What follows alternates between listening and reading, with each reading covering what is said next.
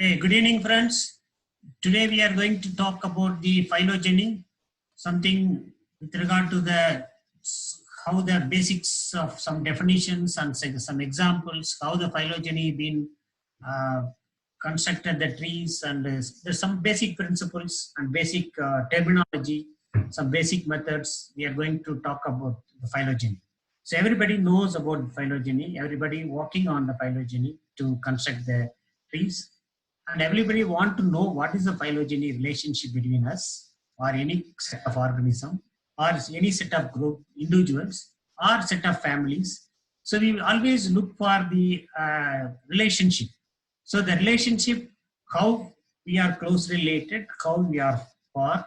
So this kind of phylogeny been commonly used in many cases. They use a variety of ways, variety of methods, variety of analytical techniques been used, many of the tools, many of the softwares, all been focused only to know the relationship. So how we are related. So this relationship in everybody interested also. How this relationship are built, how we close, how we far, and this also been statistically validated. How statistically it's been very strong relationship. What is a weak relationship? So those are all the things which always people, when you work on the phylogeny, we always thought. Okay, this case also, when in the picture when I show when there are few terminologies which we are familiar, then you can easily to understand the any phylogeny tree. When you look at a first look, then you can easily understand each phylogeny tree. By looking the phylogeny tree itself, you can quickly come to some conclusion that how they are close. So for that, we need some kind of terminologies which you know. Everybody knows that what is a branch. So the branch is very simple term, how it's branched. For example, this dot to this dot and this green dot. So how the branch. So that when you look the tree, we always look the branches, how they branch each other. And also when you look, there is a leaf, the end point, the species or the varieties or species or genus, the end point, how the leaf is looking, and how these leaf are uh, branches and internodes are connected. So some of the things we always look for in the phylogeny tree when you look at a phylogeny tree. Whenever people show the phylogeny tree, they show this kind of simple example because everybody want to know how the humans came or how we are related to monkeys. This is a general thing everybody uh, want to know the relationship. So for that, typically they use this kind of trees, how the early primitive type to present day humans, the apes or the orangutans or some of the things. So this is simple thing always look. It's not only the present day sequence data or the present day protein data or the RNA data. This always the data which has been earlier, they have species description for the different kind of character observed. Based on that, they also construct the tree. Now we use the sequence data, RNA data, many things we are using. But earlier days also they used some data, morphology, phenology data.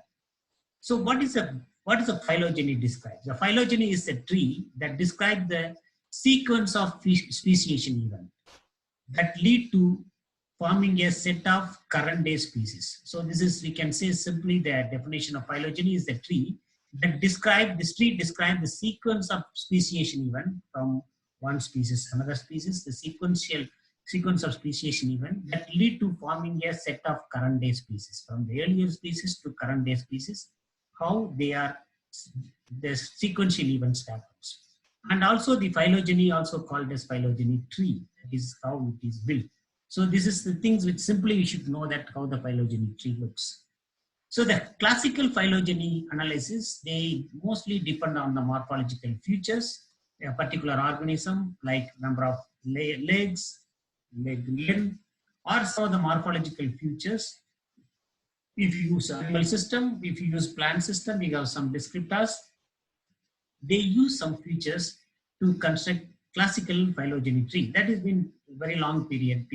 When people start observing the species, when they describe the species, genus, that time itself they use the phylogeny tree. not just like that, just today, just because of the sequence data, because of the protein data, we constructing the tree. No, it is very long period people use morphological features. So the modern day biological methods, they use the huge data being generated now because of earlier the data are very less and it is manageable, easily can be worked. But anyhow, those data also they treated with uh, statistical methods and whether statistically valid and how.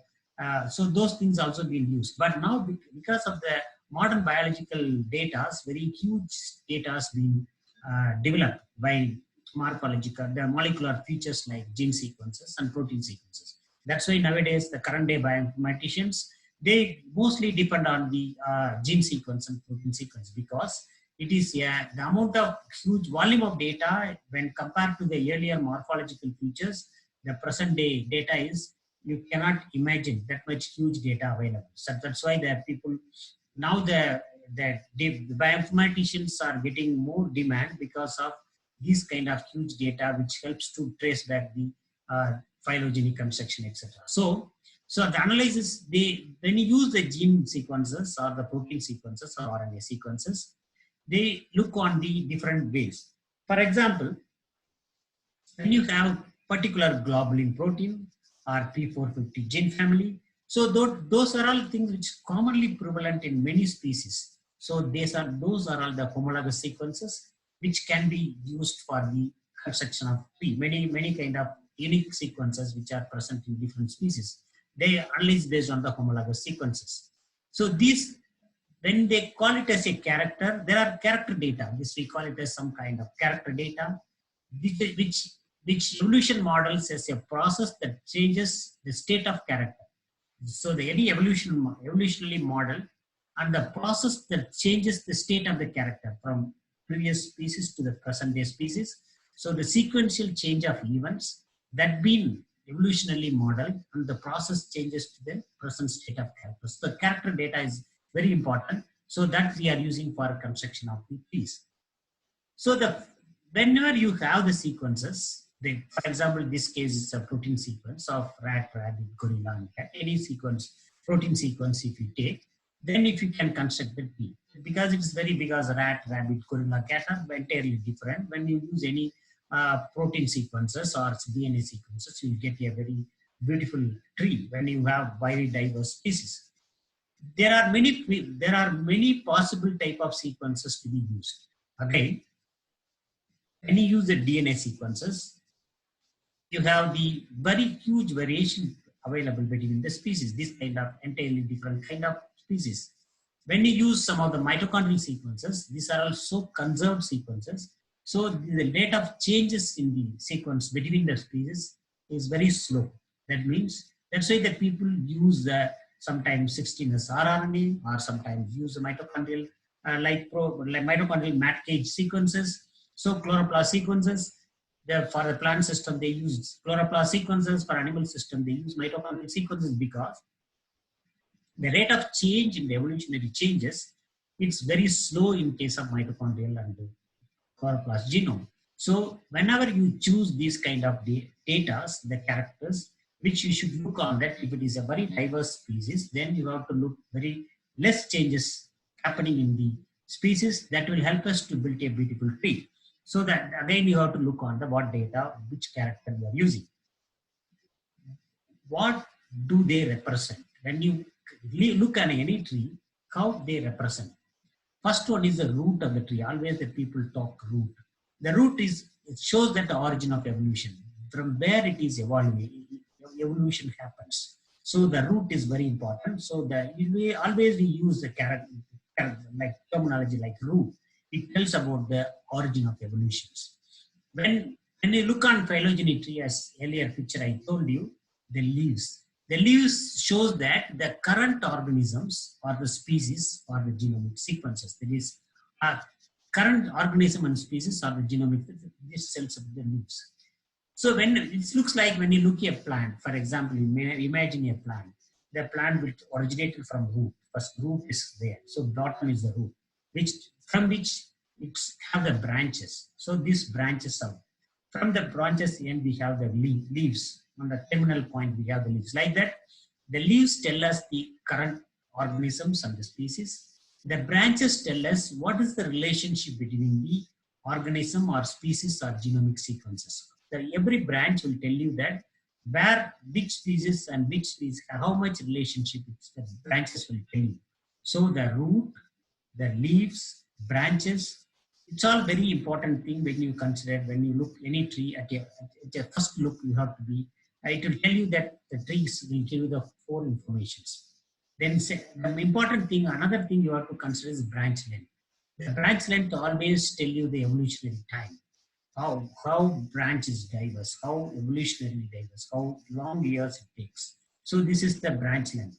So in case of cladogram, it does not represent the time. Some of the simple cladograms which not represent. Okay, the phylogenetic trees, again some diverse example we take and find some chimp or dog. So when you look on the trees, the leaves, that this is the current day species, this is the nodes, and edge length from how much time it takes from one speciation to the next. Time taken from one speciation to another, this shows the length of branch length or edge length. Okay, coming to the phylogeny terminologies, when you look on this one,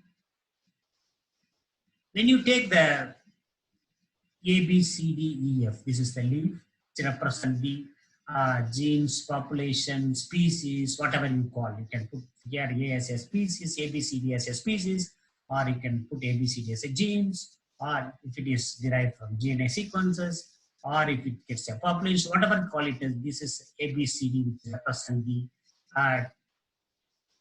different kind of things used in the for the phylogeny. It's a final thing. Nearby, there is a terminal node. It's a final end node. From that, there is no more node. It's a terminal node. And also you have, from that, if you travel back, you have internal node, or these are all the internal nodes. These are all the internal nodes. When you take B and C, this is the internal node. Between C and D and E comparing, you have internal node here, we have internal node here. So the internal nodes are the divergent points. From that, it diverges. When you talk about the species D and E, or the gene D and E, from this point, it diverged from one another. D and E are diverged from this internal node, and it diverged from one another. So this is called a divergent point. This represents the hypothetical ancestor of the taxa. Otherwise, you can, if it is taken as a taxa or the species, this is the hypothetical ancestor that we can see. This internal node, this is the closest ancestor. Okay, so finally, this all internal node will finally take into this internal node, finally take into the ancestral node. That's what we need, where it originated, from which ancestral node, where is the root of tree, from where our roots, where our progenitor, where is our forefathers, where this take into the root. When you take into the ancestral node or the root, this takes the branches or lineages, which help us to take it to the ancestral node. So these lineages, these branches and lineages, this length will tell you that how far the distance, the current day species, current day genes, how far it distant from the ancestral tree or node. So whenever you look on this kind of tree, you always keep it in mind, these terminal node, internal nodes, and the branches or lineages, and ancestral node or the root. So when after constructing the tree, you look on the tree and look the points, then if any problem, if the species which you know, which have diverse, which have problem, then you can again go for evaluation of tree and sort out the problems. So this is a common thing which you have to look. Another one more thing, people always use, you already know that, orthologs, paralogs, xerologs. So these are all the common terminology we use to say that how we interpret the trees. So we have emphasized that gene protein sequence can be a homologous for several different reasons. The orthologs, normally we use sequences diverged after the speciation. After the speciation event, whatever the divergence, which call it as orthodox. Then paralogs. The paralogs, it's parallel, that means duplicated. It's diverged, or sometimes its sequence diverged after the duplication event, that is paralog. Xenologs are normally when the sequence diverges during the horizontal transfer, example by virus, the horizontal transfer occurs, these diverged. So when you look on these three terminologies, many people always get confused when you interpret between the species, when you interpret between the terminology or variations, we always use orthologs, paralogs, xenologs. So you have to be very careful when you spell this kind of terminologies. So the type of trees which will be considered, if we have the common ancestor, we have the rooted tree, which I already shown in the previous pictures. The natural model considered that rooted tree is the best common ancestor. From that you can derive the trees. That is a common rooted tree. Sometimes we have unrooted tree that represent same phylogeny without root. So without root node, we develop some trees that is called unrooted tree. So depending on the model, data from the current day species does not distinguish between different places on the root. For example, this is a rooted tree which you can able to trace the ancestor because you know the root, and this you can easily, this is a typical rooted tree. But in the unrooted tree, you cannot find where is the root because you can branch, you can see the branches, nodes, and also distance, but you may not be knowing where the root it is. So there is commonly two kind of rooted and unrooted tree. When you look when you look at a different position or different way, now we explain that how the rooted and unrooted tree looks. For example, this is the unrooted tree, this is a rooted tree. So same A, B, C, D, 4 sequences between rooted tree, because nowadays your model, your softwares which can able to give variety of structure, variety of way you can express the tree, variety of way you can display the tree.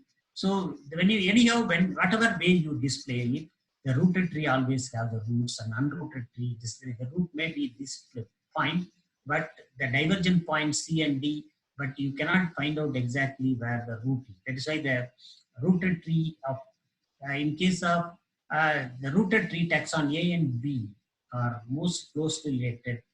A is closely related to B because we know that where is the distance and where is the terminal node, and these two are very close compared to C and D. So C and D are very distant, but in case this is very difficult to find out the unrooted tree. In this case, whenever you look on the rooted and unrooted tree, the unrooted tree, when you see that A, B, C, D, there is 4 taxa, when you look on that, there are different ways you can, but a rooted tree, you can draw many different ways you can develop the tree structure.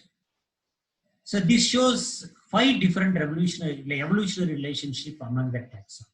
So you can able to find when you consider the rooted tree, you can able to derive a different evolutionary relationship between the taxas. But anyhow, whatever you say, I already told you that A and B are differ from C and D. That is the one basic thing whenever you get for A and B are different from C and D. Whatever way you develop a rooted tree, A, 1B, 1B, 1C, 1D, 1B, but all will show that your nodes or your roots or your branch length, all will finally tell that C and D are very closely related compared to A and B.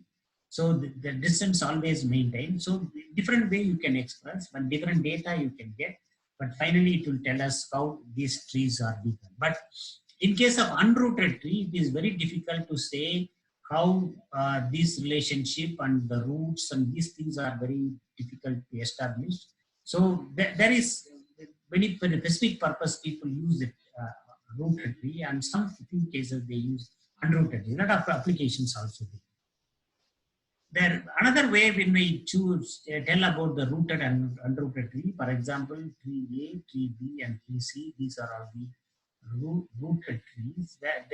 This represent the roots. When you look on the different kind of trees, and these trees, which finally this case will end up with a whatever the species, which is very diverse and which is the latest species like monkeys, which are very lastly evolved species in case of rooted trees.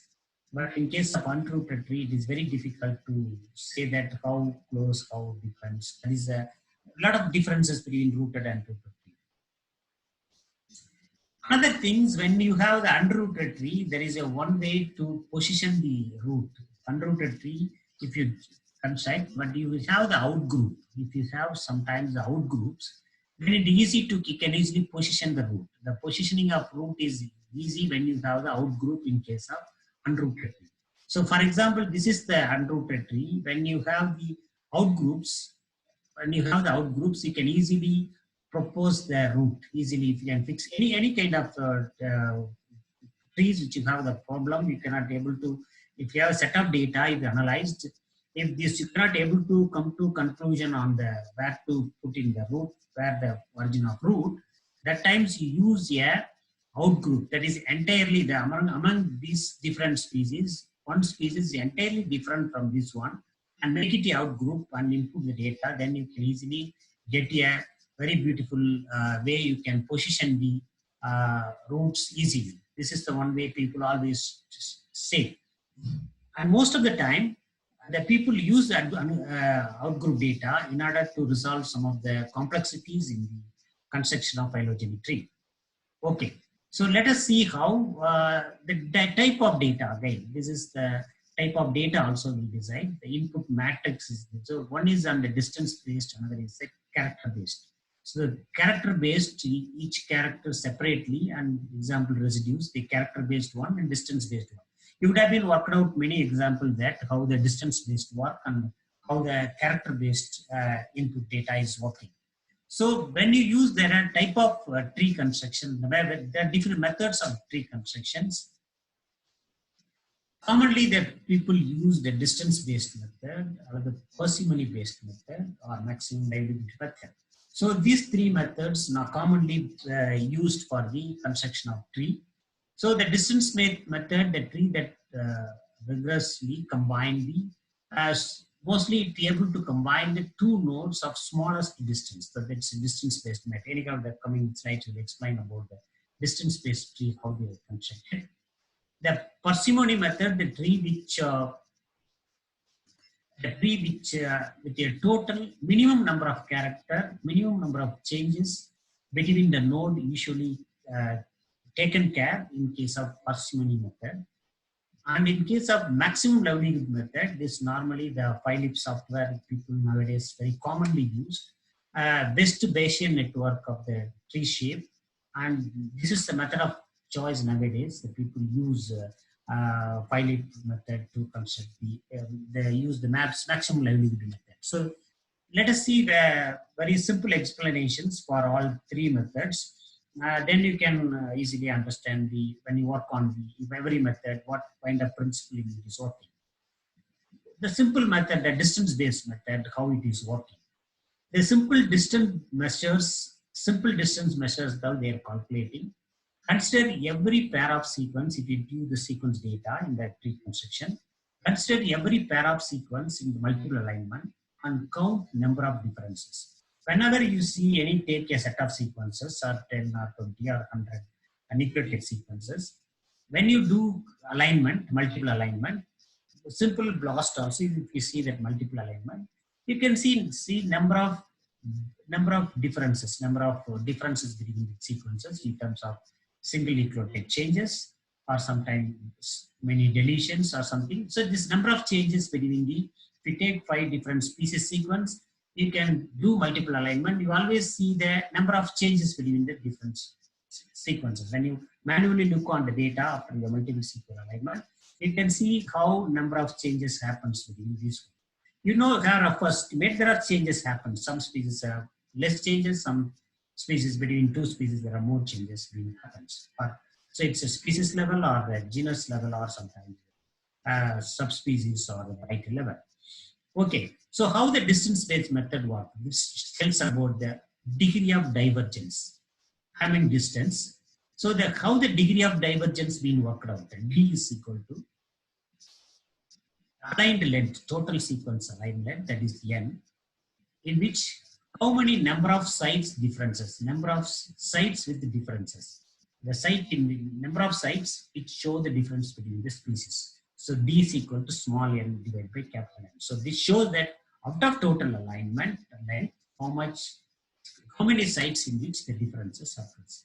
For example, if you have the nucleotide sequences, between these two sequences, site 1, 2, there are two places, there is a changes occur. So because of that, D is equal to 2 by 10, it's a 0.2, this side distance you are calculating. This simple logic we are applying. And also the distance between the two sequences increases. The probability of increase that more than one mutation can occur at one site.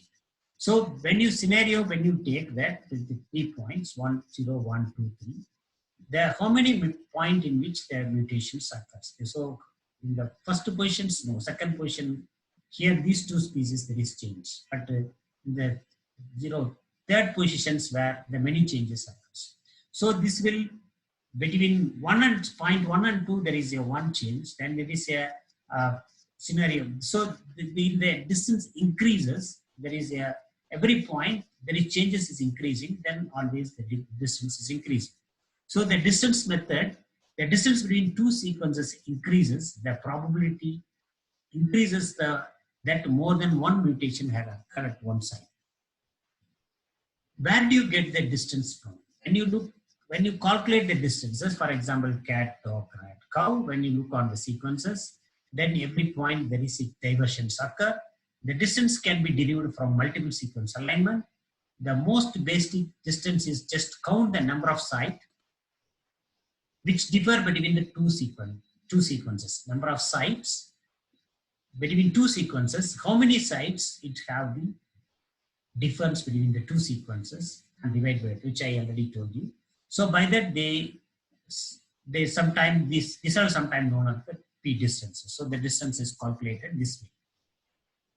So the distance, this is like a distance matrix method. We used to calculate the distance between the leaves, taxa. Based on that distance, we consider the tree. Good for continuous characters, this distance matrix methods, and also not very accurate and fastest method UPGMA, neighbor joining, NJ tree or UPGMA tree. These are the tree which has been constructed based on the distance methods. So the distance methods, I already explained you how they calculate the distance. Coming to the parsimony method. So we already discussed about the distance method, how the simple logic in which distance methods are working, whatever neighbor joining or whatever tree which you are constructing, NJ tree, etc. Coming to the parsimony, parsimony is the principle in science. Simplest answer is preferred.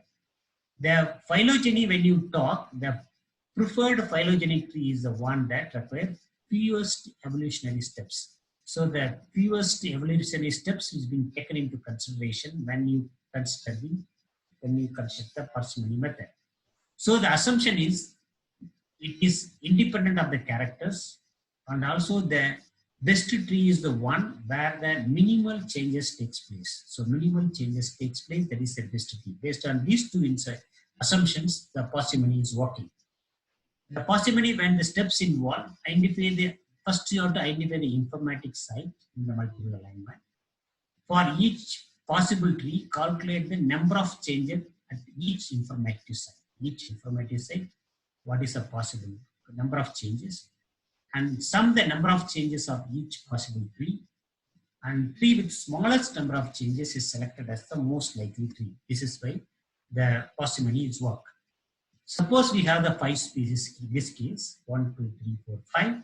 The 5 species that have the C and 2 have T, that specific positions. The minimal tree that has evolutionary changes, that is a T2, the minimum changes happen is between C and T. So this is where we fix this kind of parsimony method. Then the cost of evaluating the parsimony tree, the scores are evaluated on each position independently. Then scores are summoned over the all positions. If there is n number of n nodes, m character, and k possible values for each character, the complexity is calculated O equal to n and k. So that keeping that trace back the information, we can reconstruct the most parsimonious value of each ancestor node. This way we evaluate the parsimony. So when you look on the maximum parsimony, there are 4 species. There are 10 places the changes occur. There are 10 nucleotides. How many possible unrooted trees you can make from them? Okay, so when you want to make, how many possible ways we can use? Because when you construct this kind of unrooted trees, because each have definitely the few sequence difference will be there. So 1, 2, 3, 4. So we can construct many kind of unrooted trees. So we can see that how many substitutions taken place each trees. So one particular change between A and G in the maximum parsimony. So there are 5 changes here. 1, 2, 3, 4, 5. But the common changes between G and A, this between these two, which between A and G, there is a great difference between these one. So like that, the number of changes in the tree, how many substitution it takes, which will be taken care in case of maximum parsimony. So when you look on that, in the maximum parsimony, this one minimum changes between A and G is considered as the best tree when you look on it. So another method is this, we talk about the maximum parsimony. Another one is the maximum livelihood method. In that, there are 3 steps normally they use. Make all possible trees depending on the number of leaves. Calculate the livelihood of occurring of data, that is optimum branch length and in tree topology. Then pick that highest livelihood method. So this is a more comprehensive method. So we will finish within a minute. So we'll have discussion later. So we have a lot of softwares we use for distance matrix method, parsimony, and also maximum livelihood. We use Phylip, PyEmbos, and many softwares we are using. So maximum livelihood method, or the distance matrix method, or maximum parsimony. So everything we always construct the trees and evaluate the tree and find out the best possible trees, which give the more informative with regard to the phylogeny, with regard to the species relationship, and with regard to how the nodes